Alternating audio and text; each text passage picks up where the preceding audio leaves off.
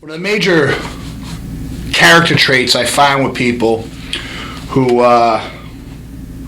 just have a tough life, man. Like a life that just attracts bullshit times, just a lot of stress and, tragedy and just things always happening to them.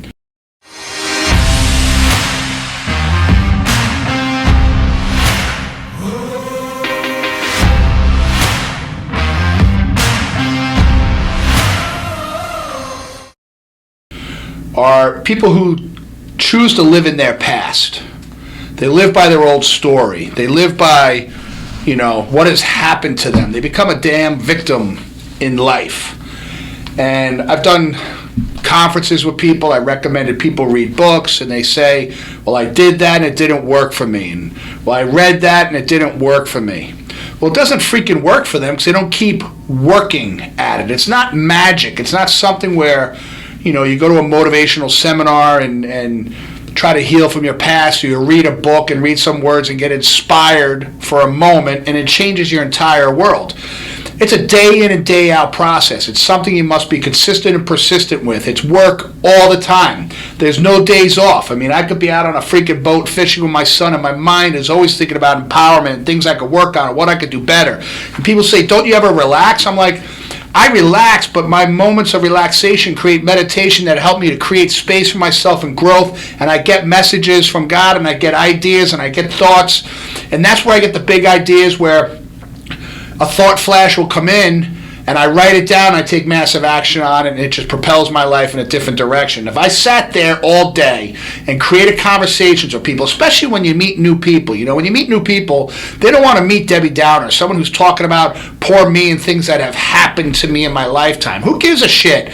You got to get over that stuff. If you do that, the ones that are truly going to listen to you, the ones that want to then tell you their bullshit story and the things they're sad about, the things they're mourning about, and look what happened to me. And then it becomes a circle jerk of people trying to one-up each other on poor me and what happened to me. You could go sit in a group and eat some cake and drink coffee and talk about who had the worst damn time growing up as a kid and who was mean to you and who gives a shit, people. At the end of the day, if you're going to attract that kind of energy into your life, that's who your circle of friends are going to be, and that's not going to be a life full of passion. I'm telling you right now. And here's the thing. If those people are showing up into your world, I'm all for trying to help people and getting them to grow and succeed in life and to heal and overcome things that happened in the past so that they can live in the present and create their future. That's what it's all about. At some point, you got to get over the past, see it as the greatest teacher you ever had, and allow space of growth and positivity. Now, if you're finding yourself having the same conversations, one with yourself about the shit that happened with you in the past, or with all your quote-unquote friends, and you're just passing around stories at lunch about how difficult times were and who had it worse and poor me and this happened to my mom and blah, blah, blah, then you're just going to create freaking cobwebs and freaking roaches and what else, man? Freaking shit. Do you want to create shit in your life, or you want to create abundance and passion and happiness? I had a patient come in today, she said, how's your day going? Awesome. She's like, you always say that. I'm like, that's my word, awesome. Life is freaking awesome. It's not awesome every day, but I make it awesome, and I just brainwash my freaking self that it's awesome and I'm amazing and I'm creating great things and I love life and life will love you back. Now here's the thing, if people come to you with problems, they want to talk about their problems, that's beautiful. We help each other. But now if you suggest they read a book, right? I got a book right here I'm reading again for probably the 30th time. It's by Og Mandino, the greatest salesman in the world, one of the best books ever written. And I first read this book back in 1997. 1997, it's the same one. Pages are all wrinkly and waterlogged and notes and stars and shit written all over them. But I could pick this book up at any moment and read a page that inspired me in 97 that'll inspire me today. For example, I will greet this day with love in my heart, and most of all, I will love myself. For when I do, I will zealously inspect all things which enter my body. Zealously. What a powerful word, zealously. You know what zealous means? Z-E-A-L-O-U-S. Look it up. I'm not telling you because you'll forget. You go, oh, that's a good word. Look the word up, zealous. Zealously. What does it mean to live life zealously? Fuck, I'm getting fired up. my mind, my soul, and my heart. Never will I overindulge the request of my flesh. Rather, I will cherish my body with cleanliness and moderation. How's your atlas, baby? You getting that atlas cleared out? You getting adjusted? Are you connecting your cleanliness from within and giving your body, your neurology, a chance to do what it's supposed to do? That's why every human being needs to be under a principal chiropractor's care, getting their atlas checked every single week for the rest of their life. End of story. Never will I allow my mind to be attacked or attracted to evil and despair. Despair. What a beautiful word. There's people among us who walk around in despair. And they just want to tell their shit and be poor me. Listen, unless they're going to make changes, go poor me somewhere else. I will uplift it with the knowledge and wisdom of the ages. Of the ages. I'm not making this stuff up. People have been talking about this for 1,000 years. It's just my time to express it in my spirit and lifetime. What did the great ones in the past do to deal with stress and life?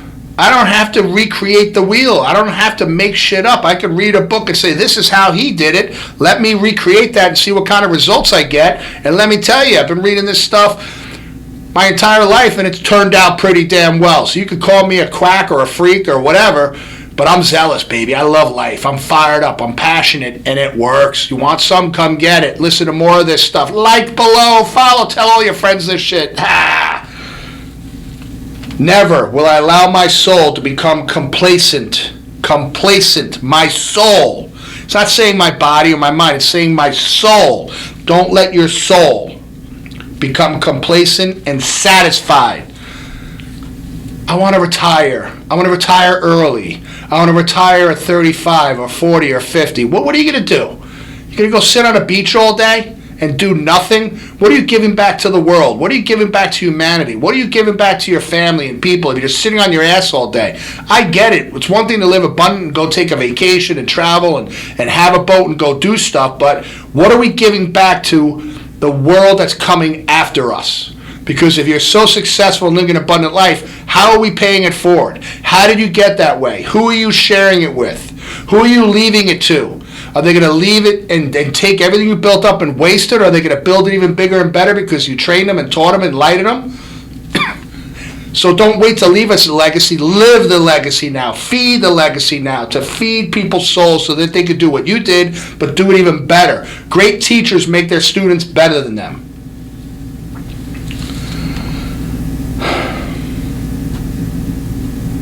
Never will I allow my heart to become small and bitter. Rather, I will share it, and it will grow and warm the earth. I love this sentence again. I will never allow my soul to become complacent and satisfied. Rather, I will feed it with meditation and prayer. Feed your soul with meditation and prayer. Listen, life is busy. I get it. Stuff's happening.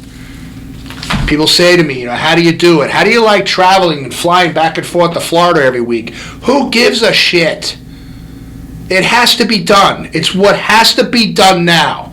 Do you want me to sit there and fill your cup and tell you that I get tired and my ankles get swollen and the seats are too fucking small and blah, blah, blah? No. No. I do it for living the legacy, building my kids, giving them a better opportunity, and serving my people. I could sell the practices in Connecticut and just ditch it and leave it, but I want to serve people. I want to be loyal. I want to be able to teach people and empower them, and that fills my cup. And when I get on an airplane and I'm 35,000 feet above whatever, the level, sea level, however they mention it, it gives me time to think. It puts me into meditation. It allows my spirit to just create and hear, and there's no distractions, and I put my headphones on and I drown out the world, and I sit there with a pen and paper, and if something pops in that's powerful and I feel it in my sternum, I write it down and I create. Now, there's things that I've had to take up extra for myself as I've come through some injuries and my body's been run, but yeah, you just adapt. You adapt. Life's all about adapting and creating. right? But I don't sit back and want anyone to feel sorry for me. And I know come Sunday in Florida, my wife has alluded to it, I get a little edgy and maybe a little pissed off some days that I gotta leave or whatever, but I just do it, people. And I'm not looking for a freaking pat on the back, but to see my kids thriving and kicking ass, we know we did the right thing. It's what God intended, and He's made us powerful enough to endure it and not to be a bitch to complain about it, but to keep doing it and inspire others. That you go through struggles by doing and taking action. You don't sit there and cry and complain and bitch about what's going on the outside, but you take control from within, your family, your household, your personal self, and kick ass. And the answers come through meditation. It was a 3 a.m. walk when I went out on the road, and God said, that's it, you're out of here, people. You got to make the move. I woke up Tammy the next morning and said, we're going. It's over. And she's all in. That's a soulmate. All in. Let's go. Let's kick ass. Let's do this. And now we do it. And shit's happening, man. Shit's happening. I will greet this day with love in my heart. Henceforth, I will love all mankind. Hey, listen, any guys listening to this, you hear the word love and you think, that shit's weird. Oh, come on, Steve, that's fruity. Get over yourself. Love is life's only vital expression. Sometimes love's a left hook. Sometimes you got to punch your own self in the nuts to wake your ass up to make massive action. But don't look at love as a fruity thing. Love is a great energy and you need it. You need love. But the first sense of love needs to come from yourself. You need to look in the mirror and forgive yourself from the shit in the past and move forward and listen and read and do more things to empower yourself to kick ass in life, not to be a damn victim and limp around and want people to feel sorry for you. Want people to go, oh, I'm so cute. Are you okay? Oh, yeah. Now let me tell you my story. You're a bitch if you're doing that. You heard me. You're a bitch if you're doing that. Love yourself and your family enough and your friends around that you're going to heal from within and you're going to go out there and be abundant and kick ass in life. From this moment, all hate is let from my veins, for I have no time to hate, only time to love. From the moment I take the first step required to become a man among men, or a woman among women, which means become a powerful species in your own species. Men, conquer your freaking day, conquer yourself, be a kick-ass freaking man, and woman, have your freaking ovaries so big and powerful that women go, holy shit, that chick is powerful, I want my daughters to be like that woman. You know, there was a time when my daughter was graduating high school and I had to go to, going off on a tangent, but it's got to happen. I had to go sit down with the guidance counselor, my wife and my daughter, and they were planning out her future. And the lady said, well, you'd be a great, like, a school advisor, like a high school advisor. And Kai's like, I don't want to do that shit. They don't make much money. And I'm like, oh, that's a smart remark to make to the high school advisor. Good job, daughter. But I got what she was saying. And I'm getting bored with this meeting. I start playing with stuff on her desk, and my wife kicks me under the table and says, can you stop? And I'm like, this is a waste of time. What is this woman going to try to empower my daughter to do? So I stopped the woman and I said, hey, look, are there any women that graduated this high school that you've been here a long time, that are out there kicking ass in life in business, millionaires, creative businesses? She said, no one's ever asked me that before. I don't know. I'll have to look into it. Then what are you going to empower my daughter to be? To become another sheep like everybody else and go out there and get a job in a cubicle and just live a normal life and then become a wife and pregnant and just, is that what is that what all these girls are destined to do? Not to say that some aren't, but here's a girl that's telling you, I want to thrive and travel and be abundant. This is the wrong person to talk to. So my whole thing was, let's get the hell out of here. We should have been gone 40 minutes ago. This woman who's a sweetheart and could help many is not going to help my kid with a vision of afar, with a vision of abundance and killing it. And you can't even pick out one woman that graduated this high school that's kicking ass in life that we could put my daughter in front of. This meeting is over. We got to find different people to surround ourselves with because we have a bigger vision. Not knocking where she's at. She's a sweetheart, but it wasn't for my kid. That's a little sidetrack hustle for you. From the moment I take my first step required to become a man among men, with love, I will increase my sales in 100-fold and become a great salesman. Now, salesmen, I just have a trouble with a salesman. Every relationship you have is you're selling your energy on someone else. You're selling your vibration. You're sharing your space. Do people want to be around you? And if you've got a product you're selling, do people want it? Do they want some? Or is your ugliness coming through your sales pitch and people see through your BS and you can't make eye contact and you look tired and you're fatigued and you're not connected and people aren't going to buy from you, right? Because all your day's actions showed up to that moment that people see through it. If I have no other qualities I can succeed with, love alone. You don't need a college education to learn how to love yourself, to create an energy of love and empowerment and passion where you want to connect with people and love people and help make others better. See, when you come from a space of serving others and creating a love energy with them and you want to make their life better, they line up for it. Without it, I will fail, though I possess all the knowledge and skills of the world. Your intention has to be right, and that's what I tell young chiropractors going into quote-unquote business. If your intention is wrong, people are going to see through you. They may last a couple of visits, but they're going to realize they're nothing but a number and a dollar sign to you, and they're gone. If you're going in just selling them products and things to try to upscale yourself and increase your profit margin, it may last a little while, but it's thin ice, and it's going to crumble because people see through lack of intention, they see through lack of love, and no one wants to be just a number for a buck. I will greet this day with love, and I will succeed. What is success for you? What are you going to succeed in, and what are you going to thrive in?